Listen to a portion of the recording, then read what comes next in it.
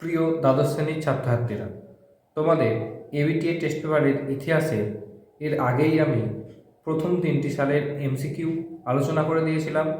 আজ তোমাদের এসি 3-এর পেজটি এসএকিউগুলি আলোচনা করব। আলোচনা শুরু করার আগে তোমরা যারা আমার চ্যানেলে নতুন তারা চ্যানেলটিকে সাবস্ক্রাইব করে পাশের বেল আইকন প্রেস করে রেখো। তো চলো আলোচনা শুরু করছি। নিম্নলিখিত প্রশ্নগুলির সংক্ষিপ্ত উত্তর দাও। প্রথম প্রশ্ন রয়েছে, আমেরিকা মহাদেশ কে আবিষ্কার করে? উত্তরটি হবে ক্রিস্টোফার কলম্বাস আমেরিকা মহাদেশ আবিষ্কার করেন। তারপর দুয়ের দাগে, ভাস্কর দা গামা কবে ভারতে আসেন? উত্তরটি হবে 1498 খ্রিস্টাব্দে ভারতে আসেন ভাস্কর দা গামা। তারপর পরে অর্থবাদী একটি প্রশ্ন রয়েছে, বর্ণ বৈষম্য নীতি কোন দেশে বলবৎ হয়?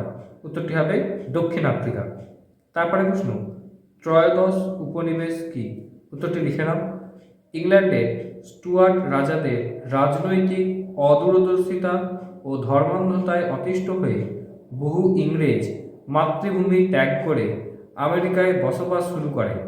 অষ্টাদশ শতাব্দীর মধ্যে আমেরিকায় ওলন্দাজ ও ফরাসি শক্তিকে বিতাড়িত করে আমেরিকার উপকূলবর্তী অঞ্চলে 13টি উপনিবেশ গড়ে ওঠে। এগুলিকে একত্রে বলা হয় ত্রয়োদশ উপনিবেশ। তারপরে প্রশ্ন রয়েছে, দেখো 4-এ, ফারুকসিয়ারের ফরমান কি? উত্তরটি লেখো। 1717 খ্রিস্টাব্দে মুঘল সম্রাট ফারুকসিয়ার ইস্ট ইন্ডিয়া কোম্পানির অনুকূল্যে যে ছাড়পত্র প্রদান করেন তা ফারুকসিয়ারের ফরমান নামে পরিচিত। তারপর অথবা দিয়ে প্রশ্ন রয়েছে, সূর্যাস্ত আইন কি? উত্তরটি লেখো।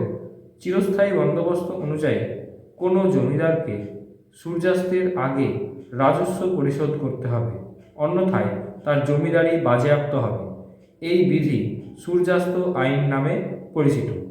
পরের প্রশ্ন, ভারতে কবে রেলপথ স্থাপিত হয়? উত্তরটি হবে 1853 খ্রিস্টাব্দে।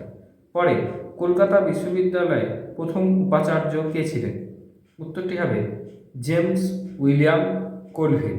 পরের প্রশ্ন, শ্রীরামপুর ত্রয়ী কাদের বলা হতো?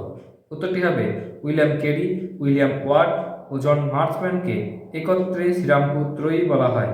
অথবা দিয়ে একটি প্রশ্ন আছে, দেখো। তারপর ফোর্ট মে আন্দোলন কোন বিশ্ববিদ্যালয় জড়িত ছিল? উত্তরটি হবে পিকিং বিশ্ববিদ্যালয় জড়িত ছিল। পরে প্রার্থনা সমাজের প্রতিষ্ঠাতা কে? উত্তরটি হবে আত্মারাম পাণ্ডুরঙ্গ। পরে শর্তবিলোপ নীতির প্রবর্তক কে? উত্তরটি হবে লর্ড ডালহৌসি। তারপরে প্রশ্ন, ভারতে কোন ষড়যন্ত্র মামলাকে জুডিশিয়াল স্ক্যান্ডেল বলা হয়? উত্তরটি হবে লাহোর ষড়যন্ত্র মামলাকে। পরে অথবা দিয়ে প্রশ্ন দেখো, 1943 খ্রিস্টাব্দে দুর্ভিক্ষ কি নামে পরিচিত? উত্তরটি হবে 50-এর মন্বন্তর নামে পরিচিত। তারপরে প্রশ্ন, কার নেতৃত্বে ঝাঁসি রেজিমেন্ট গঠিত হয়? উত্তরটি হবে লক্ষ্মী স্বামীনাথন এর নেতৃত্বে ঝাঁসি রেজিমেন্ট গঠিত হয়েছিল। পরে কাকে গান্ধীবুড়ি বলা হয়? উত্তরটি হবে মাতঙ্গিনী হাজরাকে।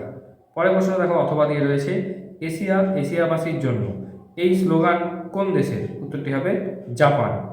পরের প্রশ্ন, ফাল্টন বক্তৃতা কে কবে দিয়েছিলেন? উত্তরটি হবে 1947 খ্রিস্টাব্দে উইনস্টন চার্চিল এই বক্তৃতা দিয়েছিলেন। অথবা একটি প্রশ্ন আছে, দেখো। দাঁতাত কি? এটি লিখে নাও ভালো করে। 1960-এর দশকে মার্কিন যুক্তরাষ্ট্র ও সোভিয়েত ইউনিয়নের মধ্যে এক পারস্পরিক সহাবস্থানের নীতি গৃহীত হয়। পূর্ণচ্ছেদ দেবে। ফলে ঠান্ডা লড়াইয়ের প্রভাব বৃদ্ধি পেতে থাকে। এই নীতি দাঁতাত নামে পরিচিত। তারপরে প্রশ্ন দেখা আছে, নাসের কে ছিলেন? লেখো। মিশরের রাষ্ট্রপ্রধান ছিলেন গামাল আবদেল নাসের। 1956 খ্রিস্টাব্দে তিনি মিশরের রাষ্ট্রপতি নির্বাচিত হন এবং তিনি সুয়েজ খালের জাতীয়করণ করেছিলেন। তারপরে প্রশ্ন আছে, দেখো। বেন বেল্লা কে ছিলেন? উত্তরটি লিখে নাও। আলজেরিয়ার মুক্তি সংগ্রামের প্রধান নেতা তথা স্বাধীন আলজেরিয়ার প্রথম রাষ্ট্রপতি ছিলেন আহমেদ বেন বেল্লা। পুরোছেদ দিয়ে লিখবে, তিনি আলজেরিয়ার ন্যাশনাল লিবারেশন ফ্রন্টের নেতা ছিলেন। পরের প্রশ্ন দেখো, ইন্দোনেশিয়া কারা উপনিবেশ গড়ে তোলে? উত্তরটি লিখে নাও। ইন্দোনেশিয়ায় ওলন্দাজরা বা ডাচরা উপনিবেশ গড়ে তুলেছিল। শেষ প্রশ্ন দেখো, ভারতের মহাকাশ কর্মসূচির জনক কাকে বলা হয়? উত্তরটি লেখো ডক্টর বিক্রম সারাভাইকে। আজকের আলোচনা এই পর্যন্তই, দেখা হবে পরবর্তী ভিডিওতে।